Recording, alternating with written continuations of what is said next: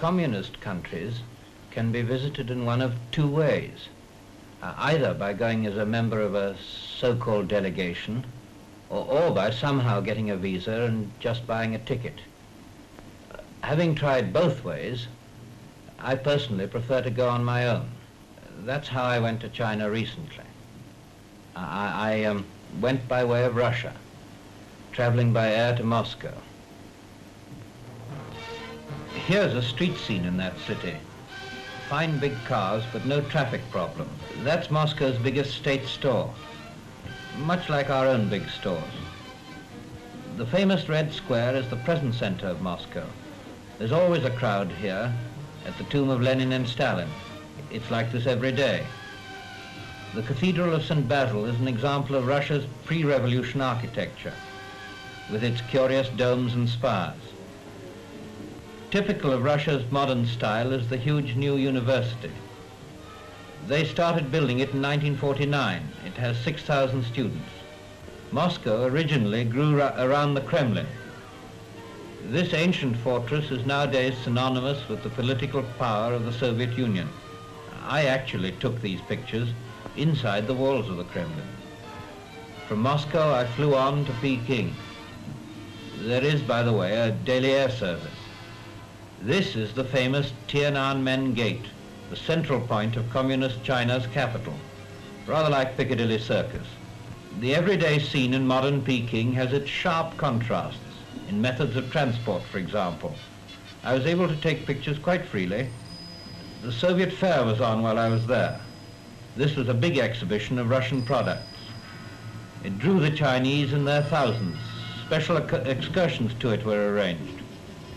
You'll notice everybody wears the same kind of clothes. It's almost a uniform. And that goes for the children too.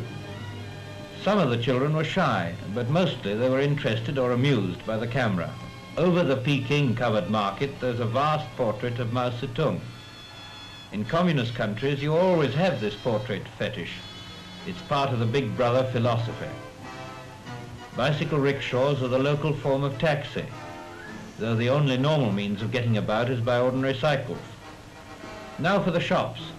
Most of these are still private enterprise affairs, though of course there are state stores as well. Another contrast now. An old Peking hospital of obvious Western design, and the new one, just as clearly modern and Chinese. A new wing was under construction during my visit.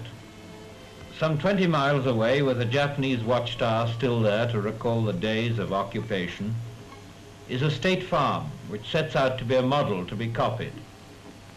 That's the farmhouse, and the picture I took of some of the cattle was at the special request of the manager of the farm. Here he is.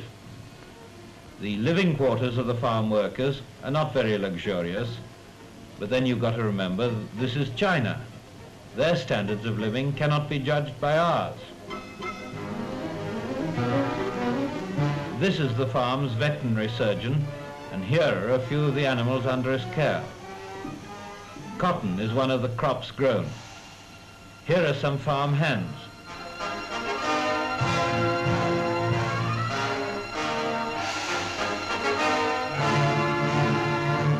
And now the equivalent of the village hall, an important item for meetings and pep talks and so on. There's some up-to-date farm machinery, nearly all of it coming from Russia. In spite of this modern equipment, the water supply system is just a trifle old-fashioned. Next, a state nursery.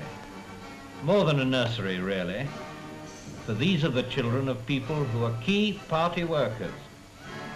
From the youngest possible age, these children live here so that nothing can interfere with their parents' work for communism. They see their mothers and fathers for only 2 hours a week. One of the principal instruments of the communist system of government in China is the wall newspaper.